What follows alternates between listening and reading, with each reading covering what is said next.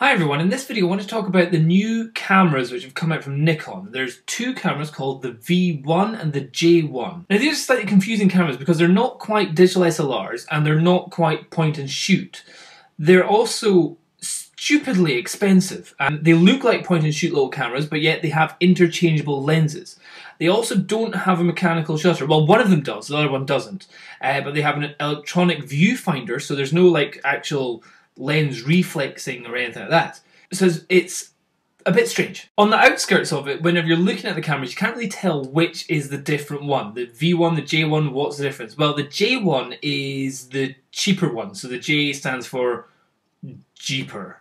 And the V stands for very expensive, because it is ridiculously expensive. Just for the camera on its own, it's looking to be around about £830.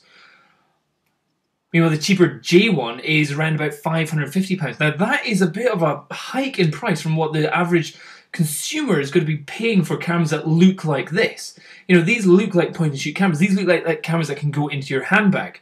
And the kind of money that people will be willing to pay for, maybe £250, £350, £400, maybe, if they want to get a top-of-the-range, really amazing one which can do all bells and whistles. So, can this do the bells and whistles that everyone's wanting? Well, the first thing where it doesn't do bells and whistles is its number of megapixels. It's actually only 10 megapixels, which is great, absolutely fine, but whenever you compare it to, you know, the kind of people that be looking at this, they'd be looking at how many pixels did it have, and they'd be seeing that, you know, you can get a Canon 10G or G10 or something, that's already 12 megapixels, or there's a 14 one.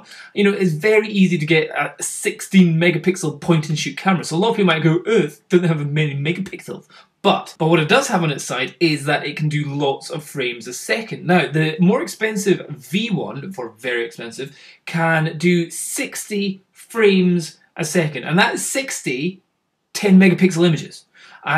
But again, that's only 1 second worth of you going like that. How handy is that going to be? I don't really know. You're going to have to be pretty damn sure it's going to happen in that 1 second. Because after you've pressed that and you've got that 60 frames, 60 times 10 million, which is 600 million pixels being shoved into your tiny little memory card, then you're going to have to probably wait for a wee while until you can start taking another photo. The cheaper J1 probably can't do that. I think it just does like about 10 frames a second, which isn't bad. And again, it gets a bit more confusing because the cheaper one comes with an onboard flash. Again, if you're somebody that's buying one of these small little cameras, you'd want one which has a little pop-up flash so you can take photos. But the more expensive one, you have to buy an extra flash thing to go on top, which is going to be about another £150. So it's just like, oh my god, this is almost like £1,000 now for what looks like a point-and-shoot camera. So what's the big thing about it? What has it got that's really making it so amazing? Well, the thing is that it's got really badass focusing. As in, when I say badass, I mean like really good focusing. It's able to do really fast, you know, finding its focus by doing two types of things. One is contrast detection, and another one is called phase detection. You'll never need to know what those are for, but it just means it's really good that it can use both of them at the same time. Now, where it gets a little bit confusing now is the sensor. Now, everyone's going, oh, Nikon is brilliant because it has really good low light sensitivity sensors like you get in the Nikon D700 and the 7000 and all that kind of stuff. But this doesn't really have a great ISO range. If you look at certain sensor rating websites such as DxO Mark, it's pretty, it's okay. You've also got another thing to kind of think about now. This is a whole new type of camera. It's not a point and shoot, it's not a digital SLR, it takes interchangeable lenses. Now, what Nikon has had to do to make money, methinks, is that it's had to make a completely new lens system because it's using a completely different size sensor as well. It's a 1-inch size sensor, which in terms of 35mm cameras is now, we're going to like 2.7 times effective focal range, which is just like, oh, what the hell does that mean? Well, that means if you had a 10mm lens, okay, how do I even explain this? If you had a 10mm lens on a full frame, I don't think you actually can get that because that'd be like more than 180. Then on this is actually 27mm, which is equivalent to something else. Very confusing, very difficult to explain. So that's another thing that people are just really not going to bother understanding. So the kind of people that are going to be looking at this camera are probably going to be people that haven't actually got into full frame, crop size, you know, dealing with that kind of stuff. So whenever they're going, woohoo, we've got 10 to 30mm lens, a lot of people can kind of go, so that means it zooms 3 times? Not that that is from 27mm to 90?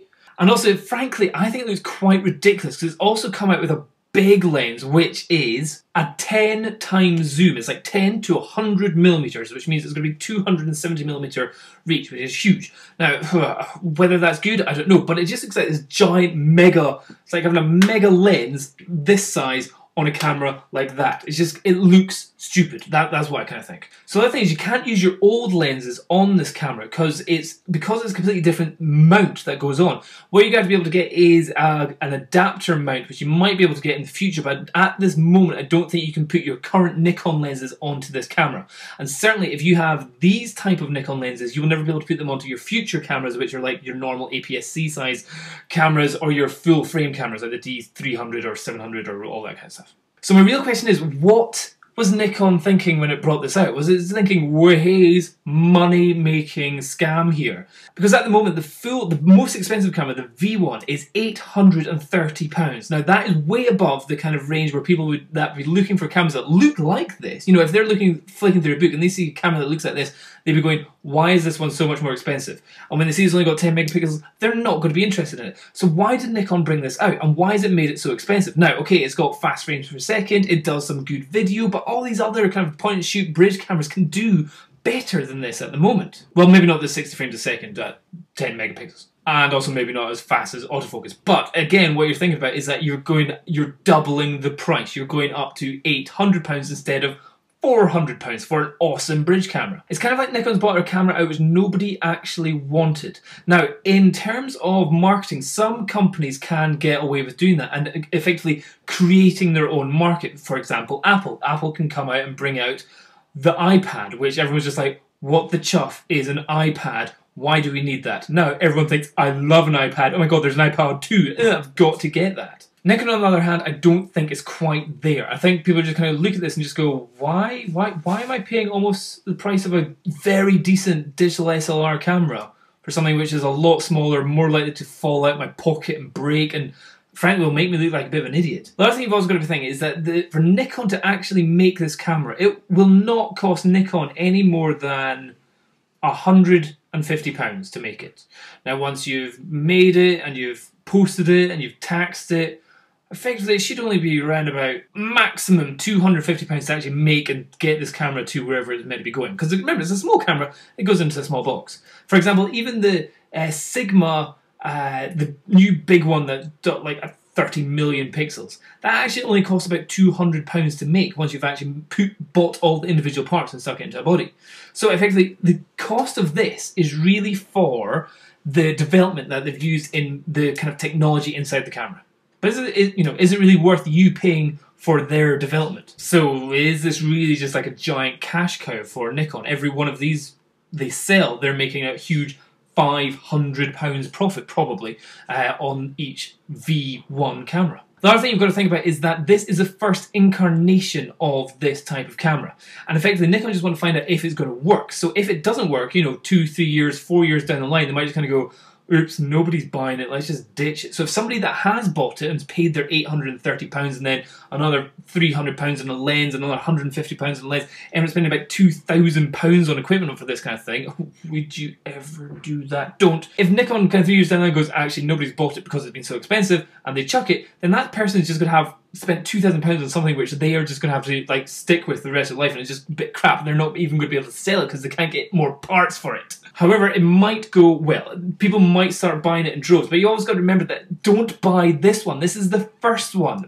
Never buy the first one. It's like somebody saying, oh, buy the Nikon D100. No, because the D200 is about to come out in a week. So this V1 is going to be around for, I reckon, 9 months until a V2.